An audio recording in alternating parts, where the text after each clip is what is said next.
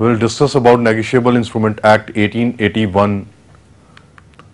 The structure of the chapter will be like, firstly we will discuss about objectives of Negotiable Instrument Act, then introductions, definitions, kinds of negotiable instruments available, essential of valid bills of exchange, dishonor of negotiable instruments, crossing of checks, bouncing of checks, and remedies.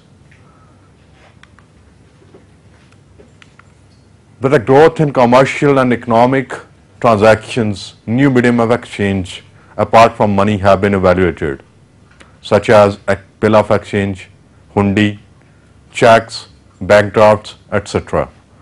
These documents are substituting money as a medium of exchange. On account of these changes, a law to govern these transactions was proposed and the Negotiable Instrument Act 1881 was enacted. Hereinafter, for this module, the Negotiable Instrument Act 1881 is referred to as Act. The module is supported by examples in order to explain the provisions of the Act and to make the subject more interesting. So, now negotiable instrument definition. Negotiable instrument means a promissory note, bills of exchange or check either to the order or to the bearer. A negotiable instrument is a document guaranteeing the payment of specific amount of money either on demand or at a set time without conditions in addition to payment imposed on the payer. Checks or promissory note are common examples. Negotiable instruments are often defined in legislation. We have characteristics that can give more insight into the negotiable instruments. A negotiable instrument must be in writing and it is to be signed by the maker. It is an unconditional order, promise to pay some money. It is a fixed sum of money. Negotiable instrument is freely transferable from one person to other. If the transferee of negotiable instrument receives the same in good faith and value, then even if the transfer of the same has defect in it, shall be entitled to force in court of law, holder in due course. Kinds of negotiable instruments available. We have three types of negotiable instruments with us. One is promissory notes, bills of exchange including hundi, and check. Firstly, we will discuss in detail about the promissory note that is very common these days. A promissory note is a legal instrument, more particularly a financial instrument, in which one party promises in writing to pay a determined sum of money to other, either at a fixed or determinable future time or on demand of the payee under specific terms. Promissory note is negotiable instrument in writing containing an unconditional promise signed by the maker to pay a certain sum of money or to the order of a certain person or to the bearer of the instrument. For example, I promise to pay B or to his order rupees 500. So it has some essential characteristics that it must be in writing, it must show an expense promise, it must be in conditional promise, it must be signed by the maker, it has to be for a certain sum of money.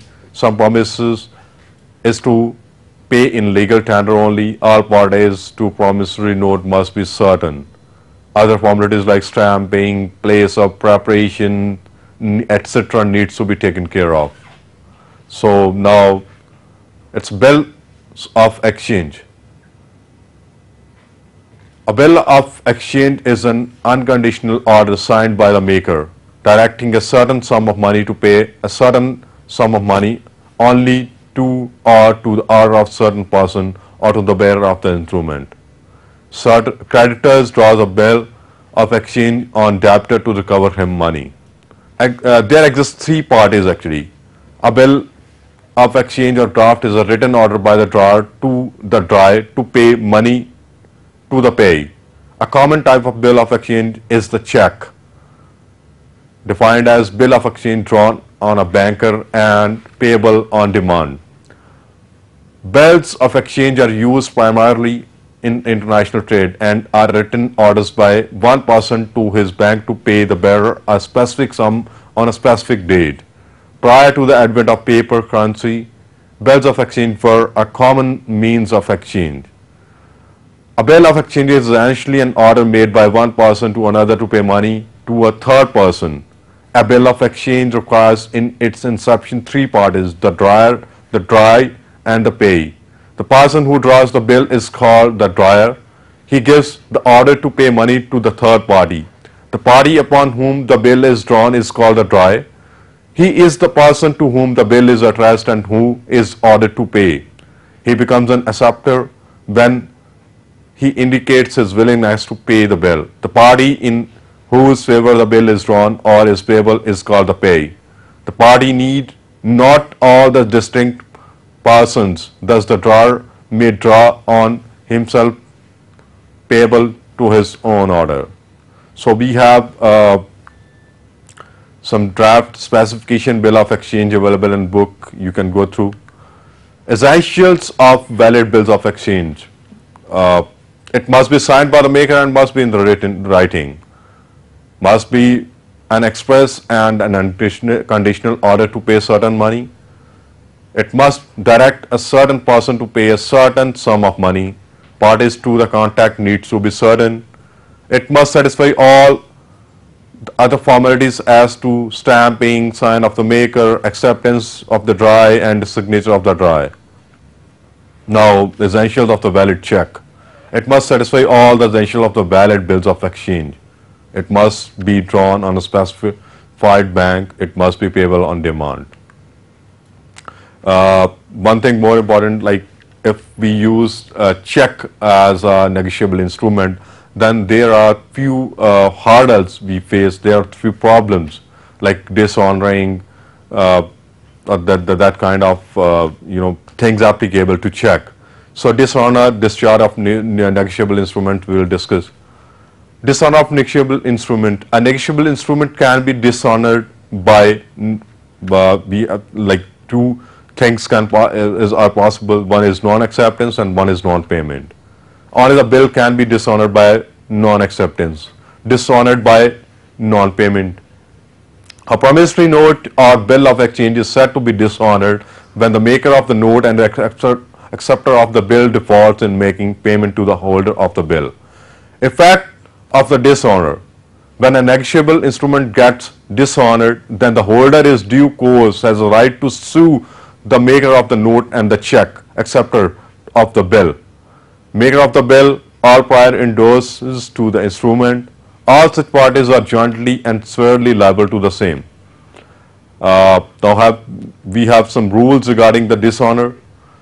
Notice need to be given by means of formal communication by the holder with regard to dishonor of the instrument to the person liable on account of dishonor of the instrument. It acts as warning to the other person and also prepares the other person to take action against the other previous parties too. Notice of dishonor needs to be given by the holder to the other party who remains liable, and the party shall further in reasonable time communicate to all prior parties. Notice must be in writing or by word of mouth. If the notice is in writing, then it must be through post. There are certain conditions where the notice is not required. That's under section 98. We can discuss it in detail. When the party dispenses it entitled for notice, when the drawer of the check has himself made the payment, when the party has not suffered damage on account of dishonor, like for example accommodation bill, when drawer and dried are the same persons, when the party entitled to have notice by due means cannot be found, in case of promissory note which is not negotiable, when the party entitled for notice has made or promised to pay unconditionally the full amount due on the instrument. There are few consequences of not serving dishonor notice. If the holder has not served notice to the party entitled to such notice, then they are discharged from being liable under the Act unless the notice is not required to be served as discussed above under Section 98 of the Act. Now, a few things are related to check. Crossing of check, that's a very common practice we usually do. Checks can be open checks or cross checks. Open checks are checks which can be cashed at the counter. In case of cross check, the holder has to deposit checks in his account and the bank shall collect money in his account. Yeah, that there's a condition, you must have account for getting money in.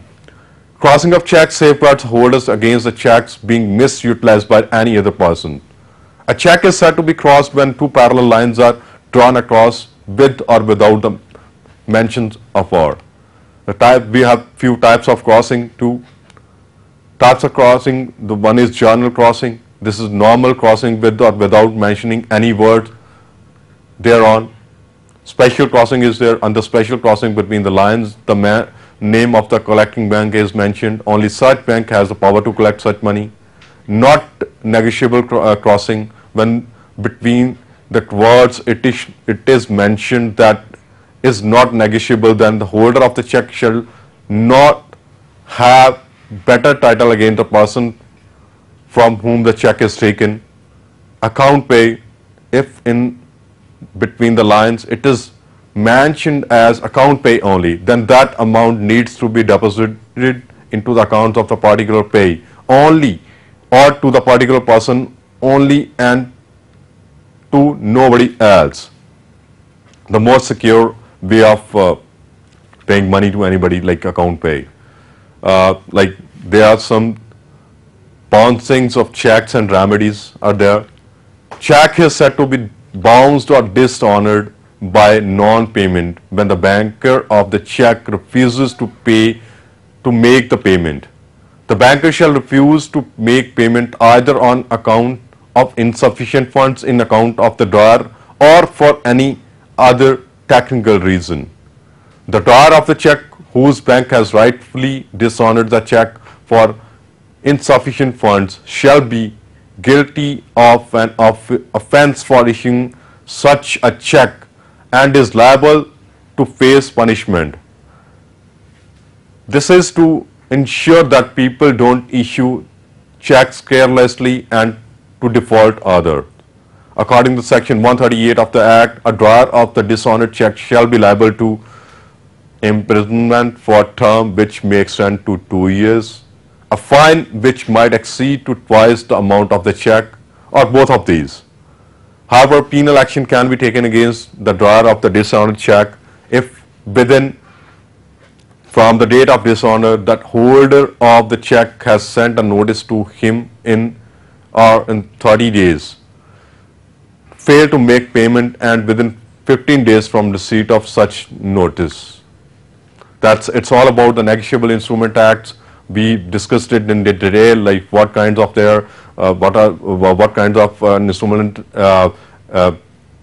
negotiable instruments are available for transacting money, and it's all about the Negotiable Instrument Act 1881. Thank you.